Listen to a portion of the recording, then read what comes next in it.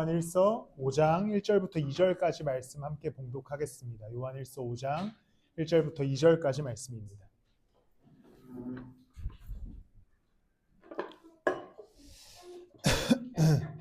우리 함께 한 목소리로 두 절의 말씀 읽도록 하겠습니다. 함께 읽겠습니다. 시작.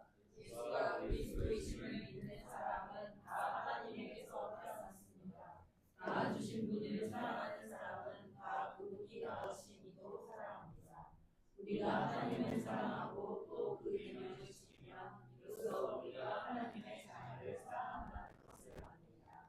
아멘.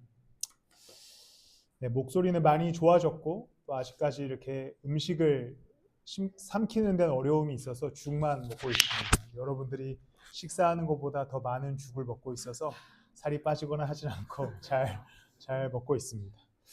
네, 아마 다음 주 중이면 이번 주 제 생각에는 수요일부터는 성경 공부든 뭐든 다 재개할 수 있을 것 같습니다. 그래서 또 연락을 드리도록 하겠습니다. 오늘 우리는 이제 네 번째 단어로서 믿음이라는 단어를 함께 보게 됩니다. 믿음이라고 하는 단어는 사실 우리에게 너무나 익숙한 단어이고 또 당연한 단어이기도 합니다. 익숙하다라고 하는 뜻은 우리가 많이 쓰는 표현들 중에 믿음이라는 단어가 들어가기 때문이죠. 예수님을 믿는다, 십자가를 믿는다, 믿음으로 뭐 한다, 믿음으로 어디를 간다 등등의 표현들을 많이 쓰기 때문입니다. 또 당연하다라고 제가 표현한 것은 우리가 믿음으로 인하여서 구원을 얻는다라고 하는 이 진리는 우리에게 너무나 당연한 사실이기 때문에 믿음은 익숙한 단어이자 또한 당연한 단어이기도 합니다. 그런데 익숙하고 당연한 만큼 우리는 이 믿음에 대한 고찰을 잘 하지 않는 경우가 있습니다. 도대체 믿음이 무엇인가? 나의 믿음은 어디에 있는가? 믿음의 근거는 무엇인가에 대한 생각들을 우리가 잘 하지 않는구나라는 생각을 하게 되었습니다. 그래서 오늘 우리는 말씀을 통하여서 믿음 안에서 신앙생활을 해 나가는 것이란 무엇인가? 믿음은 무엇을 근거하고 있는가에 관한 이야기에 관하여서 함께 나누어 보고자 합니다. 오늘 배경이 되는 말씀은 요한일서입니다. 요한 공동체는 아마도 소아시아 지역, 지금으로 따지면 터키 지역의 어딘가에 쓰여진 편지처럼 보여집니다. 명확한 지명은 나와 있지 않지만 요한이 소아시아 지역의 어떤 교회에 썼던 편지이지요.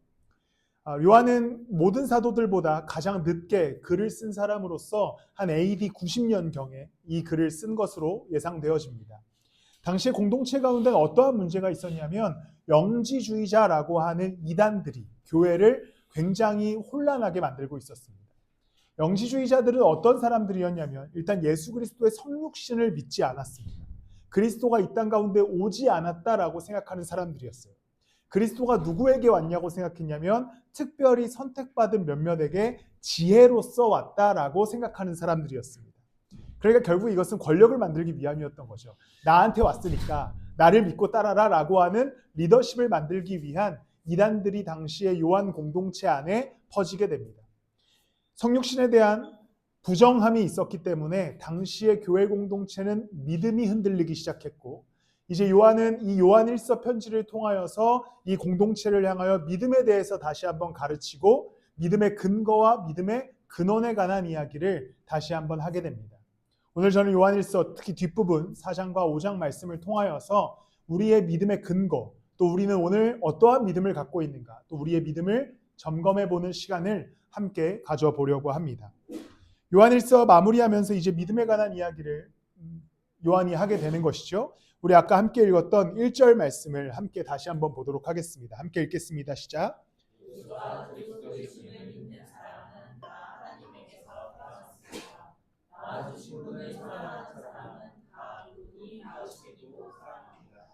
예수가 우리의 구원자이심을 믿는 사람은 하나님에게서 태어난 사람, 즉 하나님의 자녀가 되었다라고 이야기합니다. 결국 여기서 또한 이야기하기를 이 믿음은 하나님의 자녀가 되는 권세를 준다라고 하는 말씀에 근거하는데 이 믿는 자들이 무엇을 갖고 있다고 이야기합니까? 사랑을 갖고 있다고 이야기하죠. 우리를 낳게 해주신 하나님을 사랑하듯 하나님이 우리를 사랑하게 되었다라고 이야기합니다. 믿음에는 항상 사랑이 근거합니다. 예수 그리스도와 우리의 사이에 믿음이 생길 때, 내가 그를 나의 하나님 아버지로 믿을 때, 나의 구원자로 믿을 때에는 단순히 의리와 어떤 계약 관계와 어떤 규정에 의해서 그와 내가 믿음의 사이가 생긴 것이 아니라 그가 나와 사랑하게 되었음을 고백하는 것이 또한 믿음의 고백이기도 합니다. 믿음은 항상 사랑을 근거하고 믿음은 사랑을 항상 동반할 수밖에 없습니다. 그런데 사랑에는 어떠한 힘이 있습니까? 사실 우리가 인간사를 살아가며 하는 사랑은 엄청난 역동성을 갖고 있습니다. 연인 간의 사랑을 생각해 볼까요? 엄청난 역동성을 갖고 있죠. 사랑에는 움직임과 행동함과 역동성이 항상 살아 숨쉽니다. 계속 연락해야 되죠. 만나야 되죠. 데이트해야 되죠. 같이 밥 먹어야 되죠. 어디 가야 되죠. 서로의 안부를 물어야 되죠. 아침부터 저녁까지 일상을 공유해야 되고 보고해야 되고 또 잘못하면 혼나야 되고 이런 어떤 역동성이 있지 않습니까? 사랑에는 엄청난 역동성이 담겨져 있습니다. 때로는 편지를 쓰기도 하고 때로는 글을 쓰기도 하고 때로는 카톡을 보내기도 하고 그 사람을 생각하기도 합니다. 사랑에는 항상 역동성이 담겨져 있습니다.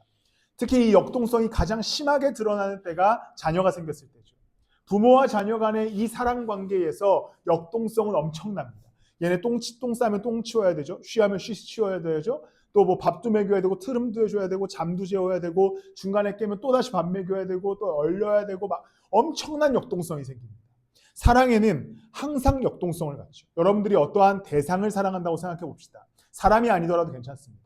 여러분들의 취미, 여러분들의 어떠한 특별한 물건, 엄청난 역동성을 쏟아붓지 않습니까? 매일 이제 창호쌤과 창호쌤 이 얘기 할 줄 알고 이미 울고 계셨는데 좀 있으면 야구가 개막합니다. 6시 30분에 야구가 스케줄이 오늘 어느 팀과 경기하는지 미리 확인하고 그리고 이제 오늘 선발 투수가 누군지 확인하고 오늘 뭐 상대팀은 누가 나오는지 확인하고 엄청난 역동성으로 자신이 좋아하는 어떤 취미와 어떤 사랑의 대상을 향해 우리는 시간을 쏟고 마음을 쏟고 정성을 쏟습니다. 사랑은 항상 역동성을 동반합니다. 그런데 단순히 우리의 지금 이야기한 연인 관계나 부모와 자식 관계 혹은 우리가 어떤 물건과의 관계 속에서 이 사랑의 관계는 역동성만을 갖고 있지 않고 거기에는 다시 앞으로 돌아가서 믿음을 동반합니다. 나와 이 사람이 부부가 되었다라고 하는 믿음이 있죠. 그리고 이 사람이 내 아버지 어머니라고 하는 믿음이 있고 이 사람이 이 자식이 내 딸이라는 믿음이 있죠. 그 믿음이 흔들리지 않습니다. 제가 서유를 보면서 얘가 내 딸이 맞나? 이런 흔들림은 전혀 없습니다. 평생 없겠죠. 나중에 이렇게 막 아예 정신이 나가지 않는 한 항상 제 딸은 한 번에 보면 알아볼 수 있죠. 제 딸이니까요. 내 남편과 내 부인은 한 번에 보면 이 사람 내 남편이지 알 수 있죠. 사랑은 결국에 믿음에 근거하고 사랑은 역동성을 갖게 됩니다. 이것이 우리의 인간사에서 드러나는 것이죠. 그렇다면 우리가 오늘 예수 그리스도의 사랑이 어떤지 먼저 살펴보고자 합니다. 4장 후반부 말씀을 좀 볼 텐데요. 9절과 10절 말씀을 우리 오늘 함께 읽을 시간이 좀 있을 겁니다. 제가 일부러 이렇게 설교를 좀 짰는데요. 9절과 10절 말씀을 함께 읽도록 하겠습니다. 시작. 하나님의 사랑이 우리에게 이렇게 드러났으니 곧 하나님이 자기 외아들을 세상에 보내주셔서 우리로 하여금 그로 말미암아 살게 해주신 것입니다. 사랑은 이 사실에 있으니 곧 우리가 하나님을 사랑할 것이 아니라 하나님이 우리를 사랑하셔서 자기 아들을 보내어 우리의 죄를 위하여 화목제물이 되게 하신 것입니다. 사랑은 믿음에 근거하고 믿음은 사랑에 근거하고 사랑은 역동성이 있다는 이야기를 계속하고 있습니다. 이것의 끝판왕이 바로 하나님이 우리를 사랑하신 사랑이죠. 하나님이 어떻게 그 역동성을 드러내십니까? 당신의 외아들 예수 그리스도를 이 땅 가운데 인간의 몸으로 보내시죠. 여기서부터 엄청난 역동성이 드러나지 않습니까? 그리고 이 그리스도가 오늘 본문에 보면 하나님이 우리를 사랑하셔서 자기 아들을 보내어 우리의 죄를 위하여 화목제물이 되게 하신 것입니다. 이 아들이 육신으로 입고 이 땅 가운데 오셔서 화목제물이 되십니다. 화목제물이란 어떤 것입니까? 완전히 모든 것을 불태우는 행위입니다. 십자가에 그가 달리셔서 그가 모든 육신을 그곳에 못 박아 피와 물을 다 쏟아내신 그 사건이 우리를 사랑하셔서 이루어지신 사건이죠. 믿음은 사랑에 근거하고 그리고 이 사랑은 역동성이 있는데 하나님이 우리를 이처럼 사랑하사 예수 그리스도를 이 땅 가운데 보내신 사건 그리고 그를 화목제물로 삼으셔서 우리를 구원하신 사건 그리고 그가 심지어 사망을 경험하신 다음에 그 죽음을 뚫고 부활하신 그 역동성 그 엄청난 역동 안에는 하나님이 우리를 사랑하신다는 것이 원인이 됩니다. 예수 그리스도의 사랑 자체가 우리에게 다가올 때 엄청난 역동으로 다가오는 거죠. 가만히 있는 사랑이 아닙니다. 멀리서 지켜보는 사랑이 아니에요. 예수 그리스도의 사랑은 항상 살아서 숨쉬고 이 땅 가운데 직접 육신의 몸을 입고 오셨고, 그리고 그가 우리를 사랑하기 위해 공생애의 삶을 사시고 십자가에 못 박혀 죽으시기 위해 갈보리 언덕을 오르십니다. 그리고 그가 거기서 못 박히시고 조롱당하신 다음에 죽으시고 죽음을 이기신 다음에 부활하시죠. 이 역동이 우리를 향한 예수 그리스도의 사랑의 근거입니다. 사랑은 역동성이 있습니다. 그 근거는 예수 그리스도께 있는 것이죠. 하나님의 사랑은 가만히 있는 사랑이 아니었습니다. 우리가 누군가를 사랑하면 무엇이든 내어놓듯 하나님은 우리를 너무나 사랑하셔서 당신의 아들 예수 그리스도를 우리 가운데 내어놓으셨습니다. 이제 그럼 우리는 어디로 돌아가야겠습니까? 이미 예상했겠지만 우리의 사랑으로 돌아가야 됩니다. 예수 그리스도를 우리가 구원자로 믿는다면, 우리가 그를 사랑한다라고 고백했다면, 심지어 오늘 우리가 찬양을 통해 그냥 사랑한다고 고백하지도 않았습니다. 더욱 사랑하겠다라고 고백했다면 여러분들이 예수 자름에, 그 사랑함에, 입술의 고백에는 어떠한 역동성을 담고 계십니까? 사랑은 기본적으로 역동성이 담고 있습니다. 여러분, 아까도 이야기했지만 여러분들이 무언가를 사랑한다고 생각할 때 엄청난 역동성을 갖고 가잖아요. 특별히 그것이 사람에 대한 사랑이든 물건에 대한 사랑이든 반려견에 대한 사랑이든 취미에 대한 사랑이든 엄청난 역동성을 갖고 재정을 사용하고 시간을 쓰고 마음을 써서 안타까워하기도 하고 즐거워하기도 하며 사랑의 대상을 갈구하지 않습니까? 사랑엔 역동성이 있는데 여러분이 그리스도를 향한 사랑은 어떻습니까? 여러분의 오늘 이 한 주간 예수 그리스도를 어떻게 사랑하셨습니까? 말로만 사랑하셨습니까? 아니면 말로도 사랑하지 않고 어떠한 역동성이 없는 자로 사랑하며 사셨습니까? 예수 그리스도를 사랑하십니까? 그리스도가 베드로에게 가서 얘기하시죠. 너 정말 나 사랑하냐? 여러분 어떠한 대답을 하실 수 있겠습니까? 예수 그리스도는 우리의 화목제물이 되어주셔서 엄청난 역동으로 우리를 사랑해 주셨습니다. 우리가 예수님을 사랑한다고 고백하는 것, 동일하게 우리도 그 움직임과 행동으로 사랑하자라고 하는 고백이 등장해야 되는 것이죠. 널 사랑하지 않아라고 하는 노래를 아십니까? 어른들은 잘 모르실 수도 있는데 어반자카파의 노래입니다. 가사를 묵상하는데 엄청난 그 인사이트가 있었습니다. 이게 원래 가사입니다. 널 사랑하지 않아. 너도 알고 있겠지만 눈물 흘리는 너의 모습에도 내 마음 아프지가 않아. 널 사랑하지 않아. 다른 이유는 없어. 미안하다는 말도 용서해달란 말도 하고 싶지 않아. 역동이 완전히 사라졌죠. 그러니까 사랑이 사라진 존재는 역동이 완전히 사라집니다. 너가 울어도 난 별로 마음이 안 아프다. 미안하다는 말도 용서해달란 말도 별로 해보고 싶지 않아. 그냥 널 사랑하지 않아. 역동이 사라진 한 존재의 고백입니다. 근데 이것을 제가 가사를 좀 바꿔봤습니다. 주님 더 이상 사랑하지 않습니다. 주님도 알고 있겠지만 눈물 흘리는 주님의 모습에도 내 마음 아프지가 않습니다. 주님 사랑하지 않습니다. 다른 이유는 없습니다. 회개한다는 말도 용서해달란 말도 하고 싶지 않습니다. 이것을 농담처럼 재미로 한 가사를 바꿔봤지만 너무나 우리의 신앙의 모습을 보여줍니다. 이 정도는 아니겠죠. 주님, 저 주님 사랑하지 않습니다. 이 정도는 아니겠지만 전 이 마지막 포인트에 이 말씀을 담고 싶습니다. 회개하고 싶단 말도 용서해달란 말도 하고 싶지 않은 거죠. 할 마음도 없습니다. 왜요? 이 정도면 내 사랑이 충분하다고 생각하기 때문이죠. 이 정도면 내가 충분히 예수 그리스도를 사랑하고 있다고 생각하기 때문입니다. 사실 어떠한 역동도 하지 않고 있으면서 어떠한 움직임도 어떠한 예수 따름의 걸음도 걷고 있지 않으면서 그냥 관습화된 신앙생활에 머물러서 나는 예수님을 충분히 사랑하고 있다고 생각하고 주님 앞에 나아가서 회개나 용서를 구하거나 내 마음을 점검하거나 내 신앙을 돌아볼 생각 따위는 하지 않는 것이죠. 이것이 우리의 문제이자 우리의 점검해야 될 믿음입니다. 사실상 이것은 사랑을 이야기하지만 믿음을 이야기하는 것입니다. 왜냐하면 믿음은 항상 사랑이 근거하거든요. 그러니까 우리가 이 사랑의 역동이 없다면 이제 우리의 믿음을 점검해 볼 수 있어야 돼. 나 정말 예수님 믿고 있는가? 그가 정말 나의 구원자이심을 믿고 있는가? 그가 정말 나의 사랑의 대상임을 믿고 있는가? 그가 정말 나의 아버지, 나의 유일한 생명 되심을 믿고 있는가를 먼저 점검해야만 거기서 이제 우리가 다시 사랑을 회복할 수 있어야 되는 것입니다. 여러분 정말 예수님을 사랑하십니까? 정말 예수 그리스도를 사랑하십니까? 정말 예수님을 사랑하신다면 이렇게 살 수 없습니다.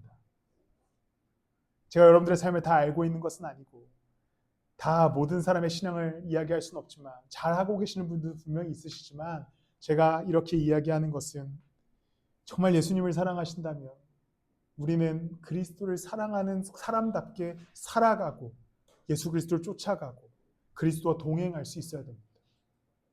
여러분 연인이 여러분이 예수님이라고 생각하고 아니지. 잠깐만. 맞나요? 여러분이 여러분의 연인이라고 생각해 봅시다.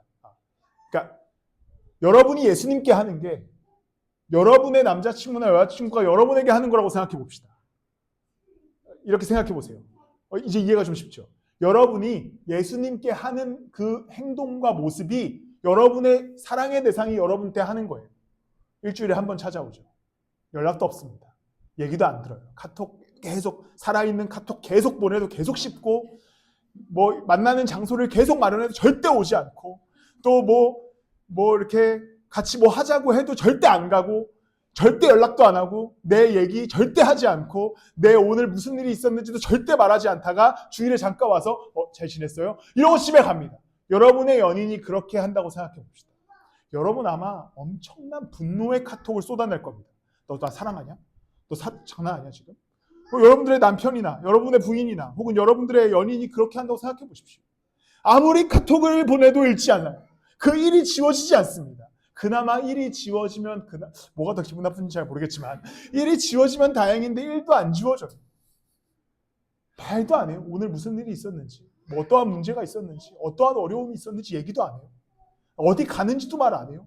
누구를 만났는지도 말 안 하고 그리고 때로는 지 마음대로 살아요. 그러다가 주일에 잠깐 와서 1시간 동안 나 너 사랑해. 그리고 돌아가죠. 여러분의 연인이 여러분에게 그렇게 한다고 생각해 보십시오. 어떠한 감정이 드시겠습니까? 엄청난 분노와 엄청난 막 그런 당장 헤어져야겠다. 이런 생각 들지 않으시겠습니까? 4장 15절과 16절 말씀을 우리 함께 다시 한번 보도록 하겠습니다. 함께 읽겠습니다. 시작. 누구든지 예수를 하나님의 아들로 시인하면 하나님이 그 사람 안에 계시고 그 사람은 하나님 안에 있습니다.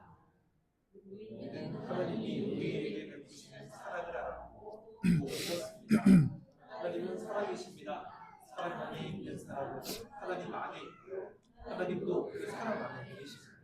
오늘 말씀을 보면 누구든지 예수를 하나님의 아들로 시인하면 이것이 이제 우리의 구원의 근거죠. 믿음입니다. 그가 하나님의 아들이심을 믿습니다. 라고 시인하면 하나님이 그 사람 안에 계시고 그 사람은 하나님 안에 계십니다. 라고 말합니다.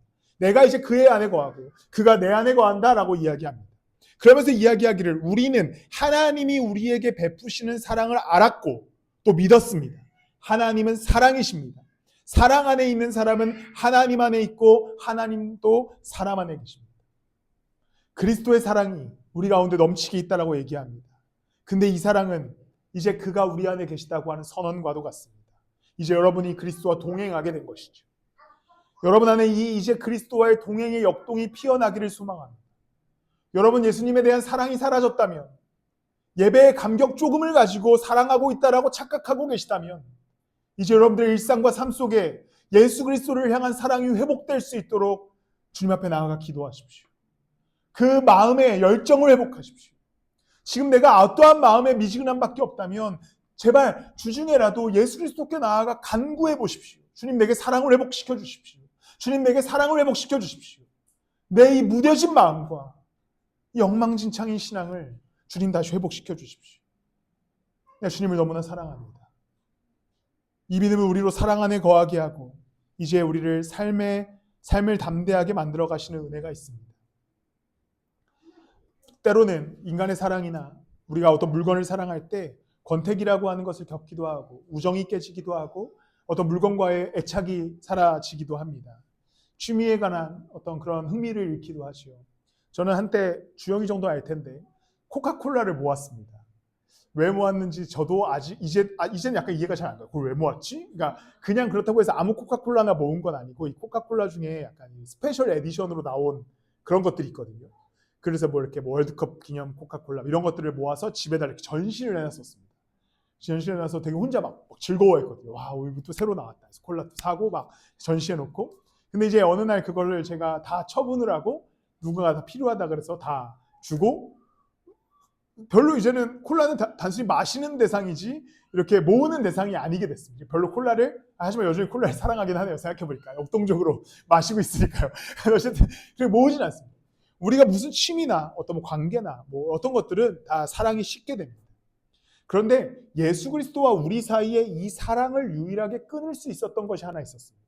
그것이 무엇일까요? 죽음이죠. 사망입니다. 예수와 내가 이 사랑에서 끊어지려면 딱 하나가 필요한데 죽음과 사망입니다. 죽음과 사망이 우리에게 틈탄다면 그리스도와 나는 완전히 멀어지게 되겠죠. 그런데 그리스도가 이 사랑을 끊이지 않기 위해서 죽음과 사망을 이기시게 됩니다. 우리가 4장 17절과 18절 말씀을 함께 보겠습니다. 함께 읽겠습니다. 시작. 사랑이 우리에게서 완성되었다는 사실을 미리 정해 있으니 곧 우리로 하여금 심판날에 담대함을 가지게 하는 것입니다. 우리가 이렇게 담대해지는 것은 그리스도께서 사신 대로 또한 우리도 이 세상에서 그렇게 살기 때문입니다.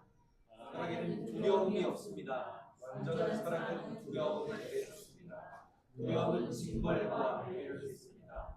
두려워하는 사람은 아직 사랑을 완성하지 못한 사람입니다. 오늘 말씀에서 얘기하기를 사랑이 우리에게 완성되었다는 사실을 이 점에 있으니 곧 우리로 하여금 심판날에 담대함을 가지게 하려는 것입니다. 우리가 이렇게 담대해지는 것은 그리스도께서 사신 대로 우리도 이 세상에서 그렇게 살기 때문입니다. 사랑이 뭐라고 되면 완성되었다라고 이야기합니다. 사랑이 완성된 사실이 무엇입니까? 예수 그리스도의 사랑으로 인하여서 심판날에 죽음 앞에 어떠한 절망과 어떠한 사망 앞에 이제 우리는 완전한 사랑으로 말미암아 담대함을 얻게 되었다라고 이야기하는 것이죠. 이제 죽음에 대한 두려움도 사망도 그리스도와 나 사이를 끊을 수 없게 되었습니다. 원래 하나님과 우리 사이에 죽음이라고 하는 막힌담이 있었는데 예수 그리스도께서 십자가에 달리심으로 말미암아 그 막힌담을 허무셨습니다. 그가 우리를 이제 그냥 사랑해 주셔서 사랑을 완성하셔서 이제 우리를 자녀 삼아 주셨고 우리를 그 사랑 안에 머물게 하여 주셨습니다. 이제 우리는 입으로만 사랑할 수 없습니다. 역동을 회복해야 됩니다. 때로는 우리가 예수님께 연락드릴 수 있어야겠죠. 그것이 기도가 될 수 있지 않겠습니까? 때로는 예수님의 이야기를 들을 수 있어야겠죠. 그것이 말씀을 읽는 행위가 될 수도 있을 겁니다. 때로는 예수님을 만나고 그의 뜻을 구할 수 있어야겠죠. 그것이 예배가 될 수 있겠죠. 때로는 그가 허락하신 곳에서 함께 그와 그의 자녀들이 모여 소위 명절에 친지들이 모이듯이 교제할 수 있겠죠. 그것이 교회가 될 수도 있을 겁니다. 사랑의 역동이 우리 모든 성도들 가운데 회복되어지기를 소망합니다. 여러분들 늘 관습과 습관적으로 예수님 사랑합니다라고 하는 고백이 이제 삶으로 드러나시기를 소망합니다. 개척을 하고 초반부에는 예수님을 별로 사랑하지 못했던 것 같습니다. 늘 예수님과의 어떤 치열한 어떤 기싸움과 어떤 뭐 말다툼과 또 반항과 또 이렇게 뭐 멱살잡이와 이런 야곱이 하나님과 씨름했던 것처럼 그런 마음으로 예수 그리스도를 좀 1, 2년간 쫓아갔던 것 같습니다. 근데 어느 날 운전을 해서 가는데 이런 마음의 고백이 들었습니다. 예수님이 너무 좋다. 예수님이 너무 좋다. 이건 미쳤다. 끝났다. 내 인생 끝났다. 이러면서 막 너무 그 사랑의 고백을 한 기억이 있습니다. 그런데 때로는 우리는 종종 사랑을 잃어버릴 때가 있는 것이죠. 제가 초반부에 그랬던 것처럼. 그럼에도 불구하고 괜찮습니다. 사실 앞에 제가 약간은 타이르듯이 혼내듯이 사랑을 회복하자라고 이야기했지만 우리가 지금 여러분들이 조금 사랑에서 멀어져 있어도 조금 사랑이 죽어져 있어도 괜찮습니다. 다시 회복하시면 됩니다. 그 괜찮음의 근거는 4장 19절입니다. 우리가 사랑하는 것은 하나님이 우리를 먼저 사랑하셨기 때문입니다. 내 사랑이 종종 약해질 수 있겠죠. 내 사랑이 종종 예수 그리스도와의 어떤 뻘쭘한 관계를 유지할 수도 있습니다. 내 세상의 일 때문에 그리스도를 향한 사랑이 약간은 치우칠 때가 있는 것이죠. 그런데 하나님은 우리를 먼저 사랑하셨고 지금도 사랑하여 주십니다. 내일 말씀에 아마 등장할 것 같은데 요한복음에 보면 예수님께서 이렇게 사람들을 사랑하십니다. 그가 자기 사람들을 사랑하시되 끝까지 사랑하셨다. 예수 그리스도는 여러분들이 어떠한 사랑의 마음을 갖든지, 여러분들이 어떠한 태도를 갖든지, 여러분들이 어디로 멀어졌든지 그를 끝까지 사랑하십니다. 한 번 사랑하실 때 끝까지 사랑하셨다. 하나님이 우리를 먼저 사랑하셨다. 그 사랑은 여전히 여러분 가운데 역사하고 계십니다. 그 사랑은 여전히 여러분들을 향한 애타는 심령으로 오늘도 여러분들을 사랑하고 계십니다. 여전히 언제나 여러분들을 손 벌려 환영하시고 돌아온 탕자를 언제든지 환영하는 그 아버지처럼 그리스도는 여전히 여러분들이 언제나 돌아오기만 한다면 그 사랑으로 여러분들을 감싸고 여러분들에게 은혜를 베풀 준비를 끝냈습니다. 그러니 여러분, 이번 한 주 여러분들의 사랑이 저 바닥으로 떨어져 있다면, 주님과의 관계가 완전히 끊어져 있다면, 예수 그리스도에 향한 사랑이 그저 관습과 습관으로 만들어져 있다면, 이번 한 주는 그 팔을 벌려 환영하시는 그 돌아온 탕자를 환영하는 아버지를 찾아가 다시 예수 그리스도를 사랑하는 여러분들의 인생이 되시기를 축복합니다. 시편의 한 고백을 보면 제가 몇 장인지 생각이 안 나는데 이렇게 표현합니다. 이사야 말씀인가요? 영화랑 성경 공부하다가 나눴었는데, 하나님이 우리를 날 때부터 안고 계셨는데 그 사람이 백발이 되었는데도 하나님이 안고 계신다라고 말씀합니다. 하나님은 여러분들의 그 시작부터 끝까지 안고 사랑을 주시기 위해 최선을 다하고 있습니다. 그리스도를 보내주셨잖아요. 여러분들의 오늘의 사랑이 혹시나 역동을 잃어버렸다면 교회와 말씀과 여러 가지 방법으로 사랑을 회복하고 끝까지 사랑하시는 주님과 동행하시는 여러분들이 되시기를 축복합니다. 마지막으로 5장으로 돌아가면 이제 2절부터 사랑하는 자들에게 요구하시는 하나의 역동을 제안하시게 됩니다. 2절과 3절 말씀을 우리 한 번 더 읽도록 하겠습니다. 시작. 우리가 하나님을 사랑하고 또 그 계명을 지키며 이로써 우리가 하나님의 자녀를 사랑한다는 것을 압니다. 하나님을 사랑하는 것은 그 계명을 지키는 것입니다. 하나님의 계명은 무거운 짐이 아닙니다. 이제 하나님을 사랑하는 자들에게 역동을 하나 제안합니다. 바로 계명을 지키라는 것이지요. 그럼 계명이 무엇인지 앞으로 돌아가서 봐야겠지요. 3장 23절에 계명에 관해서 이제 얘기합니다. 우리 한 번 더 읽겠습니다. 시작. 하나님의 계명은 이것이니 곧 그 아들 예수 그리스도의 이름을 믿고 그리스도께서 우리에게 명하신 대로 서로 사랑하라는 것입니다. 이것은 그리스도께서 공생의 사역을 하실 때 당신의 무리들과 제자들에게 가르쳐준 가르침과 동일합니다. 우리가 어디서 구원을 얻는가? 그리스도의 이름을 믿고, 제가 믿음에는 사랑이 근거한다고 했죠. 예수 그리스도를 사랑하는 것과 더불어 우리에게 명하신 대로 서로 사랑하라는 사랑의 역동을 제안합니다. 여러분, 사랑에는 이기성이 없습니다. 사랑에는 하나님을 사랑함에 있어서도 이기성이 존재해서는 안 됩니다. 우리가 공동체를 이룸에 있어서도 이기성이 존재해서는 안 됩니다. 사랑에는 항상 역동적인 사랑이 필요하여서 우리가 내 삶과 내 생각과 내 것을 챙기는 인생이 아니라 그리스도를 먼저 묵상하고 그 다음에 교회를 생각하고 그 사랑을 베풀 수 있는 역동성을 회복하는 여러분과 공동체가 되기를 소망합니다.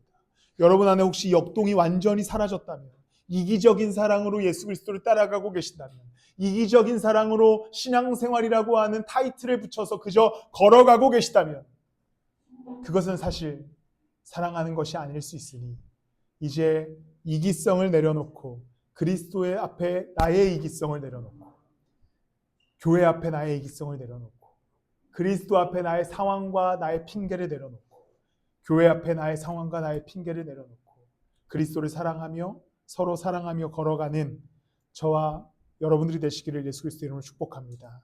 말씀을 마무리하겠습니다. 종종 우리가 사랑을 하다 보면 또 다른 문제가 생기면, 어떠한 문제가 생기면 사랑에 소홀하게 됩니다. 그것이 뭐 연인에 대한 사랑이든 물건에 대한 사랑이든 무엇에 관한 사랑이든 그렇습니다. 그런데 예수 그리스도에 대한 사랑도 그런 것 같습니다. 그리스도를 사랑한다고 고백하지만 내 삶에 다른 문제와 다른 일들이 생기면 예수 그리스도에 대한 사랑이 점점 작아지게 되는 것 같습니다. 나의 삶의 문제들이 크기 때문이죠. 나의 삶의 일들이 크기 때문입니다. 그런데 마지막으로 5장 4절 말씀을 보겠습니다. 우리 함께 마지막으로 읽을까요? 시작. 하나님께서 태어난 사람은 다 세상을 이기기 때문입니다. 세상을 이길 수 있는 이것이 곧 우리의 믿음입니다. 우리가 나의 삶에 생긴 문제 때문에 그리스도를 향한 사랑이 줄어들고 또 떠나는 우리의 모습을 발견합니다. 그런데 하나님의 사랑은 세상을 이기는 사랑입니다. 예수 그리스도의 사랑은 우리로 하여금 이 땅에서의 삶을 승리하게 하시는 사랑입니다. 완전한 승리를 주시는 사랑이죠.